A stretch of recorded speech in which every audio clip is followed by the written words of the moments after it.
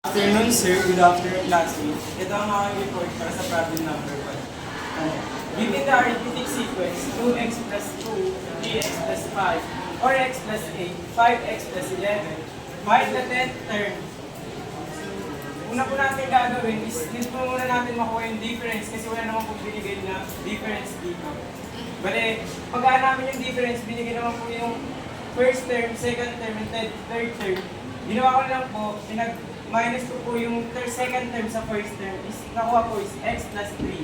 Tapos yung third term tsaka second term, x plus 3 po, bale, ang common difference is x plus 3. Yung mga given po is, yung a sub 1 is 2x plus 2, yung difference is x plus 3, and yung number of terms is 10. Yung solution po is a sub n equals to a sub 1 plus n minus 1 times d. Mag-substitute po, a sub 10 equals to 2x plus 2 plus 10 minus 1 times x plus 3. A sub 10 equals to 2x plus 2 plus 9 times x plus 3. Bali multiply po natin si 9 sa x plus 3.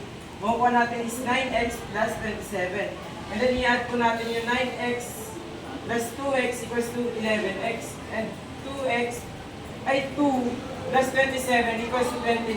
At yun po yung a sub 10 or 10th term.